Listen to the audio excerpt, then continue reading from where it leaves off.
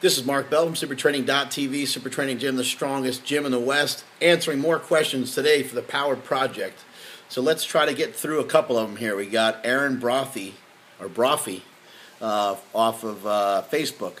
His question is, he wants to know if he can do, after his speed squats, if he can do heavy deads. And after his speed pulls, can he do heavy squats? He wants to know if he can do that throughout the week. You can kind of do whatever you want, man. That's kind of the beauty of some of this system. However, realize a couple of things here. The strongest people lift the biggest weights more often than everybody else. So that's something to keep in mind.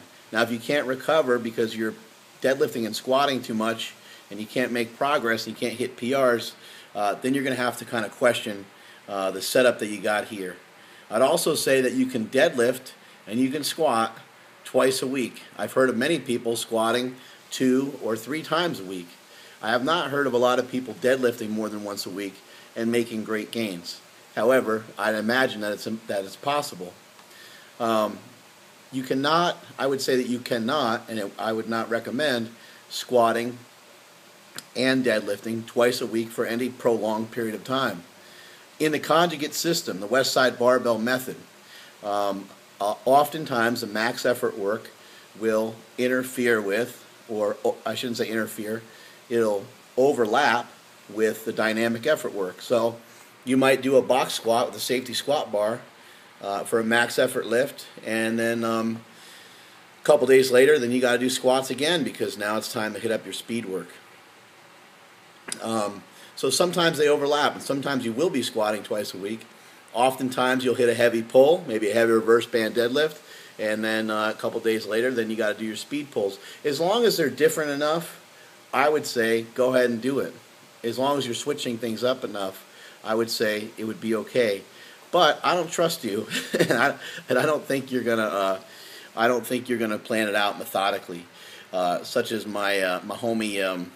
Donnie Thompson did with the Thompson-style squats. Donnie squatted twice a week at over 40 years old, and he had a pretty good squat, squatting over 1,260 pounds, holding the world record for a little while there.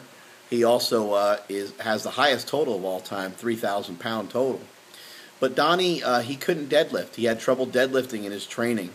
Not that he did not deadlift well. He just could not perform deadlifts too often in training because he knew it would hurt an old injury that he had, an old war injury. But so for you, I would try to manage that shit a little bit better. I would try to switch things up a little bit better, and I would try to avoid getting yourself in the predicament that you got there because I think you're squatting and deadlifting too often. What I would suggest is that on speed days, you do stuff really fast, and on your heavy days, you do stuff really heavy. So on your max effort day, pick a max effort lift. On your dynamic effort day, pick a dynamic effort lift. Sometimes on a dynamic effort day, you can pick more than one lift. So sometimes you can do your speed squats, followed by your speed pulls. That was done quite a bit by West Side Barbell with a lot of success.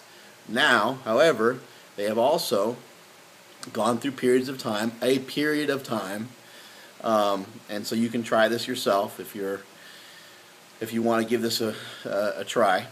They would do heavy rack pulls, sometimes before, but more often than not after some squatting. So they would do rack pulls with some heavy band tension. Sometimes upwards of 300 or 400 pounds of band tension. You probably won't need that much, but that's kind of what they used, and they would do kind of 10 sets of 2, and they'd handle some pretty good weight there. It wasn't like a real max effort exercise, I don't believe. I think it was kind of more of a sub-maximal effort, 70-80% range, for like 10 sets of 2, if I can remember correctly. But there's a lot of different ways to switch these things up. That's the beauty of the conjugate system. If you have tried doing what you mentioned and you're making progress, then forget everything I just said. Because everything's about moving forward, everything's about making progress, and who's to say that you're not the next Louis Simmons? Who's to say you're not the next guru, or you're not the next person to make a good discovery and to have a good idea and to have a good training system? Who knows? Anyway, give it a shot and give us some advice when your back blows out and tell us how it went. Okay, next question. We're getting a lot of questions here, and I really appreciate it. You guys are firing questions my way nonstop, and I love it. So keep them coming. We got a question off of Facebook from Michael Egan. He's wondering about rest days. Are they important, or should you push it every day? Rest days are important. I work out hard about 4 days a week. I have about a fifth day or sometimes a sixth day snuck in there of sled work and mobility work, stuff that's fairly easy, especially in comparison to all the other heavy training that I do. I usually have about 2 days a week that are real simple. I'll go in there and I'll try to work out some kinks. If my hamstring is tight, I'll go in and do some hamstring curls. If my hamstrings are tight and need to be, loosened up and I need to do some things for them, then I'll pull the sled for a while. I'll mobilize for a little bit. I'll do some mobility WOD stuff, that kind of thing. If my elbow hurts, I'll go in and try to rehab the elbow. I'll try to take care of it. Try to take care of your issues as soon as they show up. Try to take care of your issues as soon as they show up. Do your homework. Be a student of the game. Stay on top of it. Stay ahead of everybody else. Don't fall behind and don't get hurt. You got to stay ahead. Otherwise, you're going to be left in the dust. So rest days are important. But for me, personally, I do something every single day to try to better myself and to try to reach my goals, whether it be in powerlifting or whether it be making a milli with the slingshot or whether it be making Power Magazine better each and every time, whatever the goal is. My personal goals in powerlifting, each and every day, every meal, every hour, every day, everything I do, pretty much, with some exception, is driven by me trying to reach some of these goals. Maybe you don't care that much about your lifting. Maybe you have other hobbies. But if you want to get better and you want to be great and you want to be stronger, you're going to have to pour a lot into it. So while you may not train every day, I would say that you have to do something towards your goals nearly every day, and it could include a lot of different things. I mean, even just downing protein shakes that you don't like. I mean, it's all this stuff is all part of it. Whether it's sitting in a hot tub trying to recover, yeah, how awful is that? Whether it's sitting in a hot tub trying to recover or ending your workout with ice packs on your knees or whatever, all that's a part of it. All that's a part of restoration. All that's a part of the entire plan. I know that a lot of guys like to do recovery workouts. I don't really necessarily do those, but they've been shown to be effective, and they can help with conditioning. They can help with GPP. If you want more information on that, buy the Westside Book of Methods. It's an awesome book. You can buy it at westside-barbell.com. Let's see.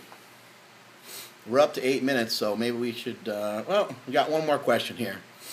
This one, Dancer to a Disco System, nice name, buddy, off of YouTube. He says it's a rainy day in England, and he's an off-season rugby player. He's about 200 pounds. He wants to gain 10 pounds over the next few years. And he says his lifts are weak. 350 squat, 280 bench, 440 pull. I'm just losing motivation as my routine seems completely fucked. He feels he's getting weaker. He feels he's getting worse. And he wants to know what I recommend. Well, first of all, I am a coach. I am a strength coach. I am not a magician, and I'm not a fucking cheerleader. So if you're expecting me to give you some rah-rah speech about how you need to get up off your fucking ass and you need to get your ass in the gym and you need to train, you're not going to get that from me. Even the guys in my own gym don't get that from me. But what I usually say is, for this situation, it happens to us all. It doesn't matter how good or how awful a lifter you are. It happens to us all. But you, my friend, like to focus on the negative. And I can already tell, even just from this email alone. You said it's a rainy day in England. Why'd you mention it's rainy? Because you're focused on the wrong type of shit. You need to look on the brighter side of things. You need to wake up on the other side of the bed. And you're going to have to make some changes to your attitude, first of all.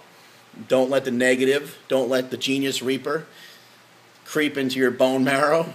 You're going to have to fight some of that off. It's hard. We all have a negative side to us. We all like to be negative. But every time you're about to say something negative, think of this face right here yelling at you. Because that negative stuff's going to bring you down like crazy. Now, you're not too happy about your routine, and you're kind of bummed out and you're kind of in a slump. Well, if you're bummed out and you're in a slump and you feel like you want to kill yourself, it's probably because you're doing progressive overload. So stop doing that shit. It's outdated, it doesn't work, and it will make you want to kill yourself. So switch over to the Conjugate System, the West Side Book of Methods. It's a great book, as I mentioned earlier in this video. I would pick that up. Also go on EliteFTS.com, read an article by Dave Tate called The Periodization Bible, Part 1 and 2. It'll rejuvenate your lifting career, my friend, and that's exactly what you need. Set new goals, set some rep records, get away from doing singles for a little while, and get your mind off of being a loser and start winning. We got to answer the cliffhanger question from last time before I run out of time. It was, what's the difference between bands? What do the bands do differently that the chains don't? Well, the bands are silent and the chains make a lot of noise, right? Well, to add to that, the bands cause an over-speed eccentric. They pull you down towards the ground. They pull you down towards the earth. So they cause what's called an over-speed eccentric. There's some other differences as well, but for now, we'll just leave it at that. We got another cliffhanger here. Why was the dynamic effort method introduced into the West Side Barbell program? Why was the dynamic effort method introduced into the West Side Barbell program? That is it from supertraining.tv. I gotta poop.